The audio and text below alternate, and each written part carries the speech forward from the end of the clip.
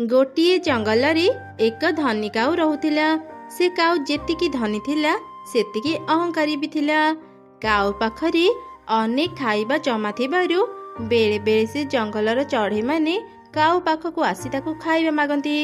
अन्य मानक पाखरु प्रशंसा सुनिबा पई काऊ को भारी भल लागे। निजर बड़पण देखिबा पई ही से गरीब चढ़ई मानकु सहाय्य करे। एमिति दिने काऊ आज्ञा मो घरे किछि भी खाइबा नाही, दया करी मते किछि खाइबा दियंतु। मिटूर कथा शुणी काऊ मनरे चिंता कला, मु जदि एबे मिटुकु एइठी साहाय्य करिबि अन्य चढ़ई माने केमिति जानिबे तांको जंगलरे रहुथिबा काऊ केते धनी। सेमाने एकथा जानिले सिना मोर प्रशंसा करिबे। मिटू मु जाने तू बहुत गरीब, मु तते खाइबा सह गोटे घर भी देबी। एबे चाल मो सांगरे, मु तते तो घर देखई देबी। तापरे काऊ तार बड़पण देखिबा पाई सबु चढ़ईकु गोटे जगार एकाठी कला आउ कहिला, आरे चढ़ई माने तमे समस्ते मते कुह मु धनी हेबारु काहाकु भी साहाय्य करेनी। आजी देख मु ए मिटू को केमिति साहाय्य करूची। ए मिटू बहुत गरीब थिला, से किछि भी खाइबाकु पाउ नथिला। एई देख मु आजी ताकू रहिबाकु घर देइची। एई सबु फल मु ताकू खाइबा पई देइची। आगरु तारो किछि सम्मान नथिला, एबे समस्ते ताकू सम्मान करिवे। एसबु संभव हेइची केवल मो पई। देखिल तो मु केते दयालु। काऊर एपरी सबु कथा मिटुकु भारी कष्ट देउथिला, हेले से थिला खूब असहाय। जहा फलरे से काऊर सबु कथा चुपचाप सुनुथिला। किछि समय परे सबु चढ़ई निज निज घर को चली गले। एमिति प्रतिदिन काऊ चढ़ई मानकु साहाय्य करी तांको आगरे निजर बड़पण देखै होउथिला। एहिपरि बेस किछि दिन बीतीगला। काऊर एपरि स्वभाव जोगु आउ केही भी ता पाखको साहाय्य पई आसिलेनी। आरे अनेक दिन हेई गलानी, आउ चढ़ई माने मो पाखको साहाय्य पई काहेकि आसु नाहंती। ओहो बहुत दिनरु मु काहा पाखरे निजर प्रशंसा करिनी। मु केते धनी ए चढ़ई गुड़ा जानिले सिना मो पाखको साहाय्य पई आसीबे। जाए जंगलरे थरे बुली आसे, जहार भी साहाय्य दरकार थिबो मु ताकू साहाय्य करी अन्य मानकु एकथा देखै परिबी। एमिति कही काऊ जंगल भितरकू गला। ता घर ठारू किछि दूररे एक चढ़ई बसा करी निजर एक छोट छुआ सह रहुथिला। चढ़ई छुआ थिला बहुत छोट। ता माँ ताकू घरे एका छाड़ी खाइबा आनिबा पई जाई पारु नथिला। माँ चढ़ईटी जो गछरी घर तैयारी करी रहिथिला सेही गछ तळे एक कंटा बुदा थिला। माँ चढ़ई जेतेबेले भी ता छुआ को छाड़ी बाहर को जाउथिला चढ़ई छुआ बसारू तळको खसी पड़ुथिला। सेथिपाई माँ चढ़ईटी बहुत कम बाहर को जाउथिला। दिने खाइबा आनिबा पई माँ चढ़ईटी बाहर को जाइथिला। तार छोट छुआ घरे एका थिला। से खेलु खेलु हठात तळको खसी पड़िला। से कंटा बुदा भितरे अटकी गला। चढ़ई छुआ सान हेथिबारु तार विशेष किछि क्षति हेला नाही। माँ चढ़ईटी बसाको फेरी देखिला ता छुआ कंटा बुदा भितरे अटकी जाइची। ई कोन मो छुआटी कंटा बुदा भितरे अटकी जाइची, केही मो छुआ को रक्षा कर। से बहुत छोट, सेथि पई कंटा ता देहरी बाजिलानी। एबे मो छुआ को ए कंटा बुदा भितरु केमिति बाहर करिबी। माँ चढ़ईटी अनेक चेष्टा कला ता छुआ को से कंटा बुदा भितरु बाहर करिबा पई, हेले से पारिलानी। शेषरे से मनरे चिंता कला, मु जदि एबे कंटा बुदा भितरे पसिबी मो डेणा छिड़ी जीव। आरे हाँ काऊ तो समस्त को साहाय्य करे, मु जाए ताको साहाय्य मागी देखे। एमिति चिंता करी चढ़ई काऊ पाखु गला आउ ताको सबु घटना कही साहाय्य मागिला। काऊ को सुजोग मिलिगला ता बड़पण देखैबा पई। से चढ़ई को साहाय्य करिबा पई राजी हेई गला।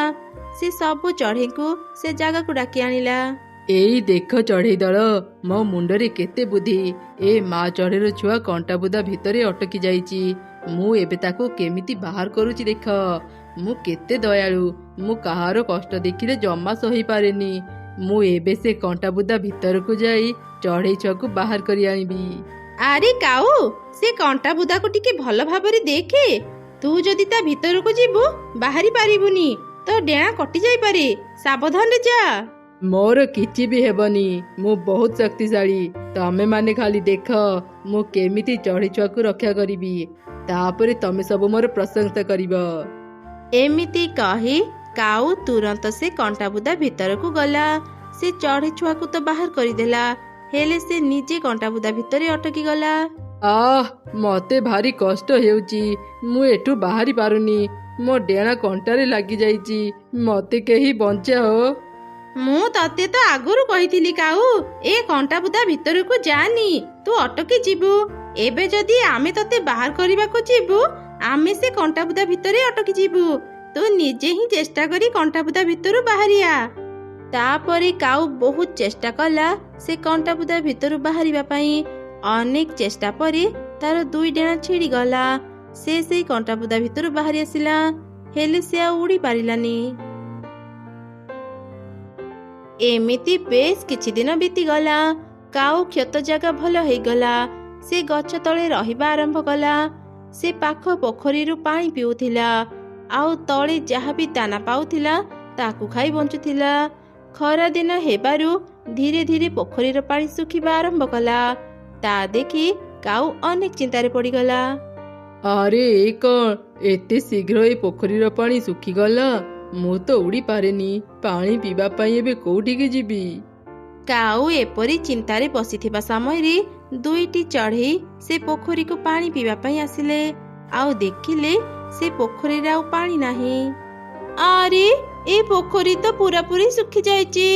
ଆମେ ଏତେ ଦୂରରୁ ପାଣି ପିଇବା ପାଇଁ ଏଠାକୁ ଆସିଥିଲେ, ଏବେ ଆମେ କୋଉଠିକି ଯିବା? ସାଙ୍ଗ, ତୁ ଚିନ୍ତା କରନି, ଏଠାରୁ କିଛି ଦୂରରେ ଏକ ନଦୀ ଅଛି, ସେଠି ଅନେକ ପାଣି। ଚାଲ ସେ ନଦୀରୁ ପାଣି ପିଇ ଆସିବା। କାଉ ସେମାନଙ୍କର ସବୁ କଥା ଶୁଣୁଥିଲା। ସେ ତାଙ୍କ ପାଖକୁ ଗଲା। ତମେ 2 ଜଣ ନଦୀକୁ ଯାଉଛ, ମତେ ବି ତୁମ ସାଙ୍ଗରେ ନେଇଯାଅ। ତମେ ମାନେ ତ ଜାଣ ମୋର ଡେଣା ନାହିଁ, ମୁଁ ନଦୀକୁ ଉଡ଼ିକି ଯାଇପାରିବିନି। କାଉର ଏପରି ଅବସ୍ଥା ଦେଖି 2 ଚଢ଼େଇଙ୍କ ମନରେ ଦୟା ଆସିଲା। ସେମାନେ କାଉକୁ ତାଙ୍କ ସାଙ୍ଗରେ ନେବା ପାଇଁ ରାଜି ହେଲେ। ହେଲେ କାଉ ଭାଇ, ତୁମର ତ ଡେଣା ନାହିଁ, ଆମେ 2 ଜଣ ତୁମକୁ କେମିତି ନଦୀ ପର୍ଯ୍ୟନ୍ତ ନେଇଯିବୁ? ଆମ ମୁଣ୍ଡରେ ତ କିଛି ବୁଦ୍ଧି ପଶୁନି। ତମେ ମାନେ ଚିନ୍ତା କରନି, ମୋ ମୁଣ୍ଡରେ ଅନେକ ବୁଦ୍ଧି ଅଛି। ମୋ ବୁଦ୍ଧିକୁ ସମସ୍ତେ ପ୍ରଶଂସା କରନ୍ତି। ମୋ ପାଖରେ ଏକ ଉପାୟ ଅଛି, ଯାହାଫଳରେ ଖୁବ୍ ସହଜରେ ତମେ ମାନେ ମତେ ନଦୀକୁ ନେଇପାରିବ। ଗୋଟେ ଶକ୍ତ ଲାଠି ଆଣ, ତମେ 2 ଜଣ 2 ପଟୁ ସେ ଲାଠିକୁ ନିଜ ଗୋଡ଼ରେ ଧର, ମୁଁ ମୋ ଥଣ୍ଟରେ ସେ ଲାଠିକୁ ଧରିବି। ଏମିତି ତମେ ମାନେ ମତେ ନଦୀରେ ପହଞ୍ଚେଇ ପାରିବ। କାଉର ଏପରି ବୁଦ୍ଧି 2 ଚଢ଼େଇଙ୍କୁ ଭାରି ଭଲ ଲାଗିଲା। ସେମାନେ କଥାରେ ରାଜି ହେଇଗଲେ। ଏମିତି ସେମାନେ କାଉକୁ ଧରି ନଦୀ ପାଖକୁ ଗଲେ। ରାସ୍ତାରେ ଏକ ଲାଲ ଚଢ଼େଇ ସହ ତାଙ୍କର ଦେଖା ହେଲା। ଆରେ ବାଃ, ତମ 2 ଚଢ଼େଇଙ୍କର ତ ବହୁତ ବୁଦ୍ଧି। କାଉର ଡେଣା ନାହିଁ ବୋଲି ସେ ଉଡ଼ି ପାରେନି, ତମେ ମାନେ ତାକୁ ବଢ଼ିଆ ଧରି ଏ ଜାଗାରୁ ସେ ଜାଗାକୁ ନେଇଯାଉଛ। ସେ ଚଢ଼େଇର ଏପରି କଥା ଶୁଣି କାଉ ମନରେ ଚିନ୍ତା କଲା, ଏ ବୁଦ୍ଧି ତ ଏଇ 2 ଚଢ଼େଇଙ୍କର ନୁହଁ, ମୋର ଥିଲା। ଲାଲ ଚଢ଼େଇ ଏମାନଙ୍କର ପ୍ରଶଂସା କାହିଁକି କରୁଛି? ମୁଁ ତାକୁ ଏବେ କହିଦିଏ, ଏ ବୁଦ୍ଧିଟା ମୋର। କାଉ କିଛି କହିବା ପାଇଁ ଯେମିତି ମୁହଁ ଖୋଲିଛି, ସେ ତଳକୁ ଖସି ପଡ଼ିଲା। ତାର ଗୋଟେ ଗୋଡ଼ ଭାଙ୍ଗିଗଲା। ଆଗରୁ ତାର 2ଟି ଡେଣା ନଥିଲା, ଏବେ ତାର ଗୋଟେ ଗୋଡ଼କୁ ବି ସେ ହରେଇଲା। କାଉ ନିଜର ଭୁଲ ବୁଝିପାରିଲା। ବଡ଼ପଣ ଦେଖେଇବାକୁ ଯାଇ ଆଜି ତାର ଏ ଅବସ୍ଥା ହେଲା। ଆରେ ଏ କଣ ହେଇଗଲା? ମତେ ଭାରି କଷ୍ଟ ହେଉଛି। ମୁଁ ଯଦି ସମସ୍ତଙ୍କ ଆଗରେ ନିଜର ବଡ଼ପଣ ଦେଖେଇ ହେଇନଥାନ୍ତି, ଆଜି ମୋର ଏ ଅବସ୍ଥା ହେଇନଥାନ୍ତା। କାଉ ମାଉସୀ ଏତେ ମିଠା କୋଉ ଖୁସିରେ ବାଣ୍ଟୁଛନ୍ତି? ଆରେ ଟିକି ଚଢ଼େଇ, ମୋ ପୁଅ ପୋଲିସ ଚାକିରି ପାଇଲା ତ, ସେଇ ଖୁସିରେ ମୁଁ ସମସ୍ତଙ୍କୁ ମିଠା ବାଣ୍ଟୁଛି। ଏଇଟା ସତରେ ବହୁତ ଖୁସିର କଥା। ହେଲେ ମାଉସୀ, ମୁଁ ଶୁଣିଥିଲି ତମ ପୁଅ ବହୁତ ଅଳସୁଆ, ସେ ପୋଲିସ ଚାକିରି କେମିତି ପାଇଲା? ମୋର ଜଣେ ଦୂର ସମ୍ପର୍କୀୟ ଭାଇ ପୋଲିସ ଚାକିରି କରେ। ସେ କିଛି ଟଙ୍କା କାରବାର କରି ମୋ ପୁଅକୁ ପୋଲିସ ଚାକିରିରେ ରଖିଦେଲା। ଆଚ୍ଛା ହଉ, ତୁ ମିଠା ଖା, ମୁଁ ଏବେ ଆସୁଛି। ଏମିତି କାଉର ମା ସମସ୍ତଙ୍କୁ ମିଠା ବାଣ୍ଟି ଘରକୁ ଫେରି ଆସିଲା। ମା, ସମସ୍ତଙ୍କୁ ମିଠା ବାଣ୍ଟି ଦେଲ? ଗୋଟେ କଥା ଜାଣିଛ, ମୁଁ ଆମର ଏଇ ଜଙ୍ଗଲରେ ଚାକିରି ପାଇଛି। ଆରେ ପୁଅ, ତୁ ଚାକିରି ସିନା ପାଇଲୁ, ତ ମାମୁଁ ଏ ଚାକିରି ପାଇଁ ପୁରା 1,00,000 ଟଙ୍କା ଲାଞ୍ଚ ଦେଇଛି। ଯେତେ ଶୀଘ୍ର ପାରିବା ଆମେ ତା ଟଙ୍କା ଫେରେଇଦେବା। ଆରେ ମା, ତୁମେ ଟଙ୍କା କଥା ଚିନ୍ତା କରନି। ଏବେ ଖାଲି ଦେଖ ମୋ 1,00,000 କ'ଣ କେତେ କେତେ ଲକ୍ଷ ଟଙ୍କା ରୋଜଗାର କରିବି। ସେ କଥା ଛାଡ଼, ଏବେ ମୋତେ ଭାରି ଭୋକ ଲାଗିଲାଣି, କିଛି ଖାଇବାକୁ ଦିଅ। ପରଦିନ ହିଁ କାଉ ପୋଲିସ ୟୁନିଫର୍ମ ପିନ୍ଧି ଜଙ୍ଗଲ ଭିତରକୁ ଯିବା ରାସ୍ତାରେ ଜଗିଲା। କିଛି ସମୟ ପରେ ସେ ରାସ୍ତାରେ ମିଟୁ ଯାଉଥିଲା। ତାକୁ ଦେଖି କାଉ ମନରେ ଚିନ୍ତା କଲା, ଆରେ ଏଇଟା ତ ମିଟୁ ଆସୁଛି, ଚାଲ ତାକୁ ଡରେଇକି ତାଠୁ କିଛି ଟଙ୍କା ନେବି। ଆରେ ମିଟୁ, ରହ ରହ। ହଁ ପୋଲିସ ବାବୁ, କୁହନ୍ତୁ କ'ଣ କହିବେ? ମୁଁ ଏବେ ଖାଇବା ଆଣିବାକୁ ଯାଉଥିଲି। ମିଟୁ, ତୋ ନାଁରେ ଗୋଟେ କମ୍ପ୍ଲେନ୍ ଆସିଛି। ତୁ କୃଷକ ଜମିରୁ ଲାଲ ଲଙ୍କା ଚୋରି କରି ଖାଇଛୁ। ଏବେ ତୋ ପାଖରେ କେବଳ 2ଟା ରାସ୍ତା ଅଛି। ପ୍ରଥମଟା ହେଲା ତୁ ଜେଲ୍ ଯିବୁ, ଆଉ ଦ୍ୱିତୀୟଟା ହେଲା। ସତକୁ ସତ ମିଟୁ କୃଷକ ଜମିରୁ ଖାଇବା ଚୋରି କରି ଖାଉଥିଲା। ଏକଥା କାଉ ଜାଣିଥିଲା। କାଉର କଥା ଶୁଣି ମିଟୁ ଖୁବ୍ ଡରିଗଲା। କୁହନ୍ତୁ ପୋଲିସ ବାବୁ, ଦ୍ୱିତୀୟଟା କ'ଣ? ଯାହା କହିବେ ମୁଁ ସବୁଥିରେ ରାଜି। ବୁଦ୍ଧିମାନ ଅଛୁ, ଚାଲ କିଛି ହାତ ଖର୍ଚ୍ଚ ଦେ, ତାହେଲେ ତତେ ଜେଲ୍ ଯିବାକୁ ପଡ଼ିବନି। ଆପଣ ଚିନ୍ତା କରନ୍ତୁନି, ମୋ ସ୍ତ୍ରୀ ପାଖରେ ଗୋଟେ ସୁନାହାର ଅଛି। ମୁଁ ଏବେ ହିଁ ସେ ସୁନାହାର ଆଣିଦେଉଛି। ମୋତେ ଜେଲକୁ ପଠାନ୍ତୁନି, ମୋତେ ଜେଲକୁ ଯିବା ପାଇଁ ଭାରି ଡର ଲାଗେ। ତାହେଲେ ଆଉ ଡେରି କରନି, ଯା ଶୀଘ୍ର ତୋ ସ୍ତ୍ରୀର ସୁନାହାର ଆଣିବୁ। ମିଟୁ ଭୟରେ ତା ସ୍ତ୍ରୀର ସୁନାହାର ଆଣି କାଉକୁ ଦେଲା। କାଉ ଖୁସିରେ ସେ ହାର ଧରି ଘରକୁ ଗଲା। ଆରେ ପୁଅ, ଏ ହାର ତ ଖାଣ୍ଟି ସୁନାର ହାର। ତୁ ଏ ସୁନାହାର କୋଉଠୁ ପାଇଲୁ? ମା, ମୁଁ ଜାଣିଥିଲି ମିଟୁ କୃଷକ ଜମିରୁ ଖାଇବା ଚୋରି କରି ଖାଏ। ମୁଁ ତାକୁ ମିଛରେ କହିଦେଲି ତା ନାଁରେ ଗୋଟେ କମ୍ପ୍ଲେନ୍ ଆସିଛି। ସେ ଜେଲ୍ ଯିବା ଭୟରେ ମୋତେ ସୁନାହାର ଦେଇଦେଲା। ଆରେ ବାଃ, ଆଜି ତୁ ପ୍ରମାଣ କରିଦେଲୁ ତୁ ଏ ଚାକିରିରେ ବହୁତ ଟଙ୍କା ରୋଜଗାର କରିପାରିବୁ। ତାପରେ ଆଉ କ'ଣ, କାଉ ପ୍ରତିଦିନ ଜଙ୍ଗଲ ଭିତରକୁ ଯିବା ରାସ୍ତାରେ ବସି ରହୁଥିଲା, ଆଉ ଚଢ଼େଇମାନଙ୍କୁ ଡରେଇ ତାଙ୍କଠୁ ଟଙ୍କା ନେଉଥିଲା। ସାର୍, ମୋର କ'ଣ ଭୁଲ ହେଲା? ମୋତେ କାହିଁକି ଅଟକେଇଲେ? ମୁଁ ଆପଣଙ୍କୁ ତ ଗାଡ଼ିର ସବୁ କାଗଜପତ୍ର ଦେଖେଇଲି। ହଁ ହଁ, ତୋ ଗାଡ଼ିର କାଗଜପତ୍ର ଠିକ୍ ଅଛି, ହେଲେ ତୋର ହେଲମେଟ୍ କାହିଁ? ସାର୍, ଅଟୋରେ କିଏ ହେଲମେଟ୍ ପିନ୍ଧେ? ଏବେ ନୂଆ ନିୟମ ଲାଗୁ ହେଇଛି, ସବୁ ଗାଡ଼ିରେ ହେଲମେଟ୍ ପିନ୍ଧିବାକୁ ପଡ଼ିବ। ତୋ ପାଖରେ ହେଲମେଟ୍ ନାହିଁ ମାନେ ତୁ ଜୋରିମାନା ଦେବୁ, ନହେଲେ ଜେଲ୍ ଯିବୁ। ନା ନା ସାର୍, ମୋତେ ଜେଲ୍ ପଠାନ୍ତୁନି। ଆପଣ ଏ 2,000 ଟଙ୍କା ରଖନ୍ତୁ। ମୋତେ ଏବେ ଯିବାକୁ ଦିଅନ୍ତୁ। ମୁଁ ଆଉ କେବେ ବି ଏ ରାସ୍ତାରେ ଆସିବିନି। କାଉ ସେ ଟଙ୍କା ନେଇ ଚଢ଼େଇକୁ ଛାଡ଼ିଦେଲା। ଆରେ ଶୁଣୁଛ, ମୋତେ ଆଜି ମିଠା ଖାଇବା ପାଇଁ ଭାରି ଇଚ୍ଛା ହେଉଛି। ପାଖ ଜଙ୍ଗଲରେ ଗୋଟେ ମିଠା ଦୋକାନ ଅଛି। ହଉ ରହ, ମୁଁ ତୋ ପାଇଁ ଏବେ ମିଠା ଆଣିଦେଉଛି। ଆରେ ଶୁଣ, ଟିକେ ଭଲକି ଯିବ। ଏ ଜଙ୍ଗଲକୁ ଗୋଟେ ନୂଆ ପୋଲିସ କାଉ ଆସିଛି। ମୁଁ ଶୁଣିଛି ସେ ଭାରି ରାଗି। ସେ କାହାକୁ ବି ଛାଡ଼େନି, ସମସ୍ତଙ୍କଠୁ ଜୋରିମାନା ଆଦାୟ କରୁଛି। ତୁ ଜମା ବି ଚିନ୍ତା କରନି, ମୁଁ କ'ଣ ଭୁଲ କରିଛି ଯେ ତାକୁ ଡରିବି? ଏମିତି କହି ପାରା ପାଖ ଜଙ୍ଗଲକୁ ଯିବା ପାଇଁ ବାହାରି ପଡ଼ିଲା। ସେ ବହୁତ ଖୁସିରେ ପାଖ ଜଙ୍ଗଲକୁ ଯାଉଥିଲା। ହଠାତ୍ ସେତେବେଳେ ପୋଲିସ କାଉ ପଛରୁ ଆସି ତାକୁ ଅଟକେଇ ଦେଲା। ଆରେ ରହ ରହ, ଜୋରିମାନା ନ ଦେଇ କୁଆଡ଼େ ଯାଉଛୁ? ମୁଁ କାହିଁକି ଜୋରିମାନା ଦେବି? ଏତେ ଜୋରରେ ଉଡ଼ୁଛୁ, ଆଉ ତାପରେ କହୁଛୁ କ'ଣ ପାଇଁ ଜୋରିମାନା ଦେବି? ନା ନା ପୋଲିସ ବାବୁ, ମୁଁ ତ ଧୀରେ ଧୀରେ ଉଡ଼ୁଥିଲି। ଏବେ ଗୋଟେ ନୂଆ ନିୟମ ଲାଗୁ ହେଇଛି, ଯେଉଁ ଚଢ଼େଇ ବହୁତ ଜୋରରେ ଉଡ଼ିବ ସେ 500 ଟଙ୍କା ଜୋରିମାନା ଦେବ। 500 ଟଙ୍କା? ଏତେ ଟଙ୍କା ତ ମୋ ପାଖରେ ନାହିଁ। ମୁଁ ମୋ ସ୍ତ୍ରୀ ପାଇଁ ମିଠା ଆଣିବାକୁ ଯାଉଥିଲି, ମୋ ପାଖରେ କେବଳ 100 ଟଙ୍କା ଅଛି। ଏଇଟା ରଖନ୍ତୁ, ଆଉ ମୋତେ ଛାଡ଼ି ଦିଅନ୍ତୁ। ଆଚ୍ଛା ଠିକ୍ ଅଛି, ମୁଁ ତତେ ଜାଣିଛି ବୋଲି ଆଜି ତତେ ଛାଡ଼ି ଦେଉଛି। ତୋ ଜାଗାରେ ଆଉ କିଏ ହେଇଥିଲେ ତାକୁ 10 ଦିନ ଜେଲରେ ରଖିଦେଇଥାନ୍ତି। ଏମିତି ପାରା ତା ପାଖରେ ଥିବା ସବୁ ଟଙ୍କା କାଉକୁ ଦେଇ ଘରକୁ ଚାଲିଗଲା। କିଛି ଦିନ ଭିତରେ ହିଁ କାଉ ବହୁତ ଟଙ୍କା ରୋଜଗାର କଲା। ସେ ଆଉ ତାର ମା ଏତେ ଟଙ୍କା ଦେଖି ବହୁତ ଖୁସି ଥିଲେ। ଆରେ ପାରା, କ'ଣ ହେଲା?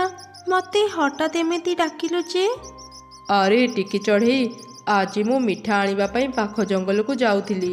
ମୁଁ ଠିକ୍ରେ ହିଁ ଉଡ଼ୁଥିଲି, ହେଲେ ପୋଲିସ କାଉ ମୋତେ ସ୍ପିଡରେ ଉଡ଼ୁଛୁ କହି ମୋଠୁ 100 ଟଙ୍କା ଜୋରିମାନା ନେଲା। ପାରା, ଲାଞ୍ଚ ନେବା ଯେତିକି ଅପରାଧ, ଲାଞ୍ଚ ଦେବା ବି ସେତିକି ଅପରାଧ। ତୁ ଯଦି କିଛି ଭୁଲ କରିନଥିଲୁ ତୁ କାହିଁକି ତାକୁ ଲାଞ୍ଚ ଦେଉଥିଲୁ? ଟିକି ଚଢ଼େଇ, ଜେଲ୍ ଯିବା କଥା ଶୁଣି ମୁଁ ବହୁତ ଡରି ଯାଇଥିଲି, ସେଥିପାଇଁ ମୁଁ ତାକୁ ଟଙ୍କା ଦେଇଦେଲି। ସେ ଲୋଭୀ କାଉକୁ ଉଚିତ ଶିକ୍ଷା ଦେବା ପାଇଁ ମୋ ପାଖରେ ଏକ ଉପାୟ ଅଛି। ସେ ଯଦି ଆମ ଚଢ଼େଇଙ୍କ କଥା ଚିନ୍ତା କରୁନି, ଆମେ କାହିଁକି ତା କଥା ଚିନ୍ତା କରିବା? ଏମିତି ସେମାନେ କାଉର ସତ ସମସ୍ତଙ୍କ ସାମ୍ନାକୁ ଆଣିବା ପାଇଁ ଏକ ଯୋଜନା ବନେଇଲେ। ପରଦିନ ପାରାର ସ୍ତ୍ରୀ କିଛି ଟଙ୍କା ଧରି ପୋଲିସ କାଉ ପାଖକୁ ଗଲା ଆଉ ତାକୁ କହିଲା, ପୋଲିସ ବାବୁ, ମୁଁ ମୋ ସ୍ୱାମୀଙ୍କୁ ଜେଲରେ ଭର୍ତ୍ତି କରିବାକୁ ଚାହୁଁଛି। ହଁ, ତୋ କାମ ତ ହେଇଯିବ, ହେଲେ ତତେ କିଛି ଦେବାକୁ ପଡ଼ିବ। ହଁ ହଁ ପୋଲିସ ବାବୁ, ମୁଁ ପୁରା 50,000 ଟଙ୍କା ଆଣିଛି, ଗଣି ନିଅନ୍ତୁ ଆଉ ମୋ କାମ ଶୀଘ୍ର କରିଦିଅନ୍ତୁ। ଏସବୁ ଘଟଣା ଟିକି ଚଢ଼େଇ ତା କ୍ୟାମେରାରେ ରେକର୍ଡ କରିନେଲା। କାଉ ଲାଞ୍ଚ ଟଙ୍କା ନେଇ ଘରକୁ ଚାଲିଗଲା। ପରଦିନ ସବୁ ଟିଭି ନ୍ୟୁଜରେ କାଉର ଖବର ଚାଲିଥିଲା। ଟିକି ଚଢ଼େଇ କାଉର ଲାଞ୍ଚ ନେବା ଭିଡ଼ିଓ ସବୁ ନ୍ୟୁଜରେ ଦେଇଥିଲା। ମା, ଏଇଟା ତ ମୋ ଭିଡ଼ିଓ। ମୁଁ ଲାଞ୍ଚ ନେଲା ବେଳେ କିଏ ମୋ ଭିଡ଼ିଓ ବନେଇ ନ୍ୟୁଜରେ ଛାଡ଼ି ଦେଇଛି, ଏବେ କ'ଣ ହେବ? ଆରେ ପୁଅ, ଏ ଖବର ତ ଚାରିଆଡ଼େ ପ୍ରଚାର ହେଇଯାଇଛି। ସରକାରଙ୍କ ପାଖକୁ ବି ଏ ଖବର ପହଞ୍ଚି ସାରିଥିବ। ଏବେ ତତେ ସେମାନେ ଚାକିରିରୁ ବାହାର କରିଦେବେ। ଏମିତି ସେ କାଉ ଧରା ପଡ଼ି ଜେଲକୁ ଗଲା। ତା ଚାକିରି ବି ଚାଲିଗଲା। ଜେଲରୁ ବାହାରିଲା ପରେ ସେ ଛୋଟ ମୋଟ କାମ କରି ନିଜ ପେଟ ପୋଷିଲା। କାଉ ସବୁବେଳେ ନିଜ ଭୁଲ ପାଇଁ ଅନୁତାପ କରୁଥିଲା।